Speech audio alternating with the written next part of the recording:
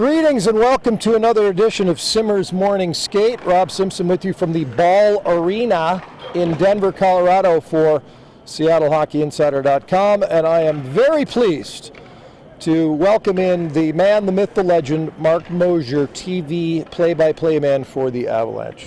Moj? Great to be here. This is it's a pretty cool setup you got here. Pretty good, eh? Yeah, I mean, it's like the evening news. It's cool. I'm low rider, like Jack Nicholson and what's his name? Well, if you weren't Because if I 7 feet sit tall. up, like I'm out of the... Yeah, man. All right, game one to the Seattle Kraken, 3-1. Let's just get your general thoughts and reaction to that performance by the Avalanche. You know, well, the Avs side of things, I'll get to in a second. I'm just impressed with the Kraken. I mean, I know they're a well-coached team, but God, I just thought they were so disciplined. They were so good. They support each other very well. Yep. When I watch the forwards come back and support their defensemen in the D zone, I'm like, these guys, they work hard and they're playing with each other and they're playing for each other. So it was impressive to see, and we knew coming in. I mean, there's no fluke to the 100 points. I mean, Nope. It's a good club, and they got a bunch of guys who are always going. The motors are good. So I was highly impressed with what the Kraken did. But, you know, the Avs themselves, they played a poor game for them. You Yeah. know, they've got another couple, 3-4 levels they can really get to, and very sloppy early. You know, credit the Kraken, they came out and out-hit the Avs 14-1 like in the first 7 minutes of the game, and I think kind of set the tone for everything. Yep. By the way, just on the Kraken comments, I've had a lot of people say this year the Kraken played the game the right way. They do. And the biggest one for me was in the press box in Seattle, and Cam Neely, who I used to work for the Bruins. To have him say it, for whatever reason, it had a little extra punch to it. Hey, listen. That was the first thing out of his mouth. He goes, this team plays the game the right way. I was like, all right. And Cam Neely tells me, you know what, you've got a good haircut. I believe him. I'm like, thank you. You know what I mean? I'll believe anything that guy says about the game. Well, that's why I brought it up. Yeah. That's why I brought it up, because it had a little extra meaning. And it wasn't that long ago, and I was like, damn, okay, these guys are doing it the right way. Yeah. So the question is, can they do it again and pull it off against the Avalanche? You just brought up another 2, 3, 4 levels. Now, is part of this, one theory could have been they were a little off because they just burned through a 7-0-1 stretch to get to the top of the division. It's like, all right, take a breath. Who are these guys that were, they know the Kraken, but they really don't necessarily in this situation. So, different factors floating around? I think so. And you had some guys checking back into the lineup, that were not there before. Josh Manson had missed significant time for the second time with his injury.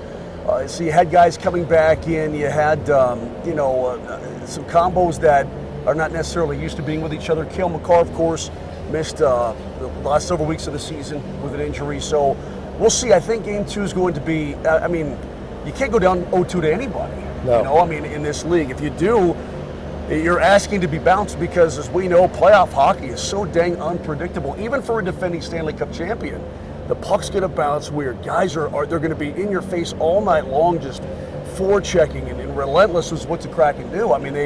It's a relentless club, and I admire that greatly. But I think this Avalanche squad is going to rely on their experience from last year and the past several years to get over that hump. And the way I look at it too, and maybe you'll agree with me, when you look at the 3 best players on the ice for either team, they're all on the Avs, right? Yep. You got McKinnon, you got Rantanen, and you've got Cale Makar.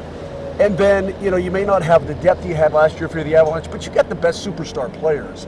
And your goalie's still pretty dang good, and I know that Gruby had a great Game 1. And we know that Gruby can do that. Firsthand here in Denver, he was a Vezina finalist in a Colorado Avalanche sweater. But I think that when you have the superstar players that demand that everybody else come with them like they will in game number 2, I think that's a big factor. Yep. History would suggest that Game 2 would go the Avalanche's way, and obviously that's what the folks in this building will be hoping.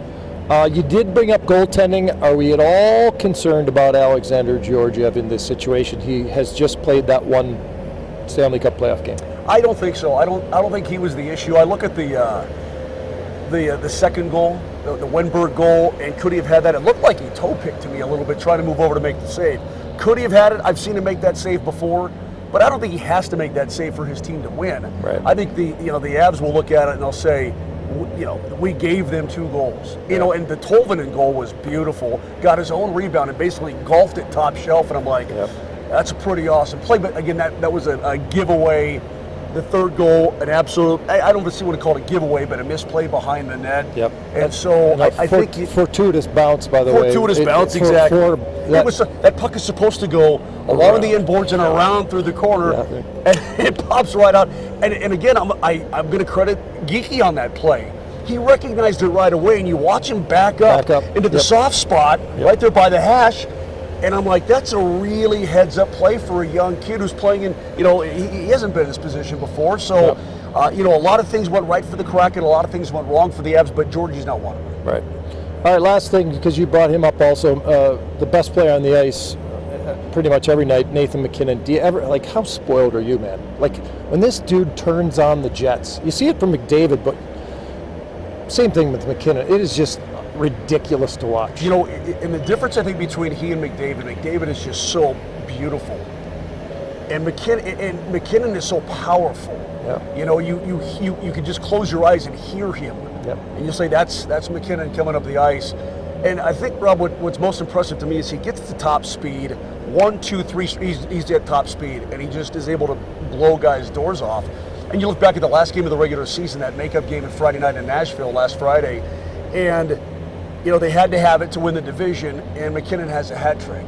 And he scored 3 different goals, 3 different kinds of ways. And, he's just, he's got to be an absolute terror for defensemen. And the reason that line goes so well is who do you pay attention to? I mean, Rantanen, 55 goals and, over 100 points himself. It's kind of pick your poison, but 29 is just so explosive. And I guess we do get a little bit spoiled, but I also, when I'm calling these goals and whatnot, I'm like, I can't believe what I'm seeing, and listen, McDavid he's absolutely gorgeous, but to watch the power, and the ferociousness, the way MacKinnon plays the game, that's what's impressive to me. In one way, he reminds me a little bit of Sergei Fedorov, because Sergei Fedorov was an unbelievably beautiful power skater, and when he'd get up, once he'd get up, almost on his haunches and just get those shoulders down and just start moving.